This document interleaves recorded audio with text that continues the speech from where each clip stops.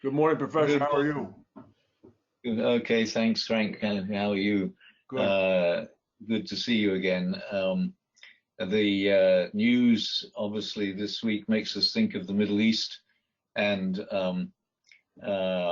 I've been involved in various things that have to do with America's connections, academic connections to the Middle East as well. And I think that this general lack of understanding in Washington of the situation in the Middle East is now beginning to have serious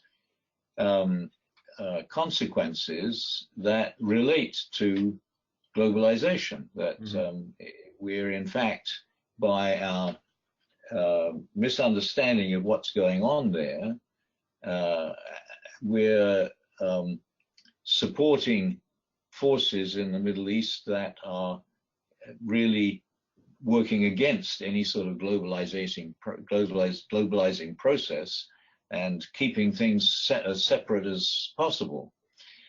One has to see these things in a very long time perspective, really, to understand them. But the current situation and what makes it unpleasant and unproductive is that the United States, ever since the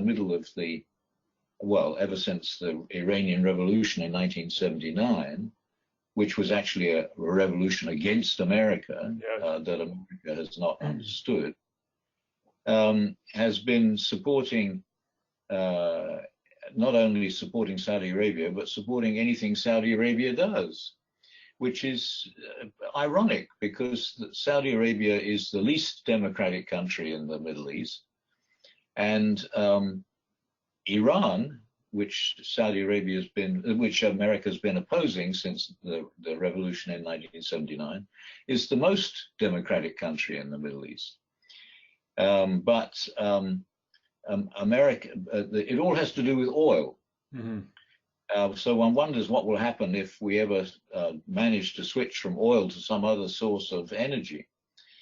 But in 1953, I'm not sure whether we've talked about this before on one of our weekly sessions, but in 1953, the Iranian political system was fully democratic, and the democratically elected government wanted to nationalize its oil industry. And that upset both the Americans and the British, who owned the oil companies, who were extracting and marketing Iranian oil. And so there was a coup d'etat, and the British helped the Americans do that. And they got rid of the democratically elected government and put a Shah in charge. That's right. And the Shah was the son of the previous Shah, who had been supporting the Germans in the Second World War and was exiled in 1941, again by the British and the Americans. So starting in 1954, the government of Iran was a Shah who was supported and patronized by America in particular. And there was movements against this in Iran from the beginning, communist inspired by Iranians who had been working in Central Asia in areas that were under Soviet control, and had been some of them gained some Soviet education.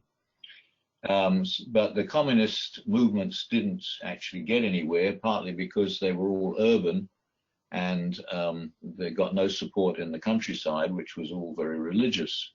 And then eventually, even though in the 1970s we thought the revolution would never happen, and I was out there then, of course, but in fact, in the 1970s, the revolution really began to take off in the mid-70s, and became the revolution was hijacked by the religious classes, especially a religious leader whose name everybody's heard, Khomeini. Yes. And the purpose of the revolution was to get rid of the American patronage of a non-democratic ruler. I mean, it's really an ironic historical process. And so from 1979 onwards, America has been against Iran and pro Saudi Arabia. And this all comes on top of something which started 1,500 years ago with the beginnings of Islam, when Islam moved out of of what was then just the Arabian Peninsula, the tribal Arab territories of the Arabian Peninsula, into the areas to the north of Syria, Iraq, what are now Syria, Iraq, and Jordan, and Iran and Afghanistan, and that was the Persian Empire. Correct. Right. That was the third in a series of Persian empires, each one bigger than the one before, that stretched from roughly what is now Iran eastwards into Central Asia and westwards as far as Egypt, and also part of the time included Yemen. And the Iranians, the Islam as it came out of Saudi Arabia had no ultimate religious authority. It was very destructured. So if when there was disagreement about how Islam should be interpreted in a particular part of the Islamic world, there was no authority that they could turn to who would tell them the correct way to interpret Islam. And part of the reason for this was that it came out of a tribal situation, and in tribal situations you don't have ultimate authorities. And in fact, the way that the Islamic scholars had managed to take care of this situation was to follow the example of the Jews, to have a synod of scholars. But that wasn't good enough for the Iranians, who were used to a Shah, and they insisted that you have to have somebody who's somehow the descendant of the Prophet to be the ultimate authority. Hence the supreme leader. And that's how we got the separation between Sunni Islam and Shi'i Islam. And the problem with that the Iranians had finding an absolute authority was that the Prophet didn't have a son. And how could you have a successor who wasn't male? But he did have a grandson, so they stuck with the grandson and the grandson's son and so on. But that line died out in the 10th generation, and they're assuming that, which is a sort of religious idea that comes back all the time in different parts of the world, that eventually the person who disappeared, who didn't appear in the 10th generation, will come back at the end of time and make everything right. So that's the Shi'i version of Islam. So everything in the Middle East now is split between the Shi'i version, of which the Iranians are the champions, and the Sunni version, of which now Saudi Arabia is the champion, because of where Mecca is and where Islam started. And so what's happened since then is anybody who supports the Shi'i understanding supports Iran, and anybody who doesn't support that version supports Saudi Arabia. And the Shi'i version is supported in southern Iraq, what is now southern Iraq, part of Lebanon, and Yemen, the Houthis. Right. And in fact, Yemen was a Shi'i state for a long time, and a few other parts of the Islamic world, but those are the main places. So it's not correct to say that the Houthis are rebels. They're preserving their version of, this is religious wars in Europe of the Right. 16th, 17th centuries again. It's a religious proxy war going on between the, Yeah. well, it's not even a proxy war, it's an overt war between the Sunnis in Saudi Arabia and the Shia in Yemen. Yeah. Yeah. So, And whatever one thinks of the religion or the different interpretations of the religion, there's still the fact that Iran is a relatively democratic system, just with somebody at the top who decides whether what the democratic system is doing makes sense in religious terms or not, follows the religious law. And Saudi Arabia, of course, is the most undemocratic system that you can find anywhere. It's really amazing to watch, and one wonders how it can possibly play out in the next 10 or 20 years. well, when you mentioned earlier that the American support of actors in the region seems to be countering globalization trends, what did you mean by that? Well, because what is happening now is that because of the way America is supporting Saudi Arabia, this is having effect on what is happening in academia, in universities. Okay. So I represent the University of Pennsylvania on the board of an organization known as the American Institute of Iranian Studies, which was founded in the 1960s, before the revolution, when Iran was under the Shah, who was being supported by America. And everything worked very well then, but since the revolution, gradually it's been more and more difficult to get support for anything that has to do with the study of Iran.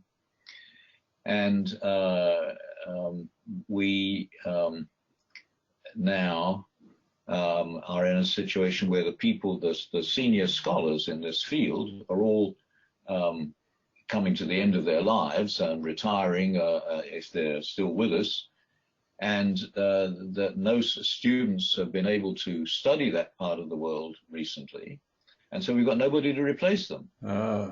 So Iranian studies, which used to be a major academic field in the middle of the century, is beginning to be without any sort of representatives at all, and so that this means that there's a part of the world about which we don't know anything, or we're not going to know anything. I mean, I was by far the oldest person at the meeting yesterday, and everybody was concerned about the fact that they didn't know how they were going to continue to work in Iranian studies.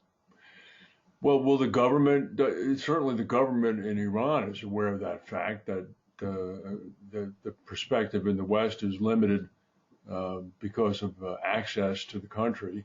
And surely they must be interested in opening the gates to begin to spread knowledge about their society and about the fact that they're the only democratic country. And they follow very closely all the academic work that has been done in not only Europe but America as well, on the history and culture and various other things relating to their civilization.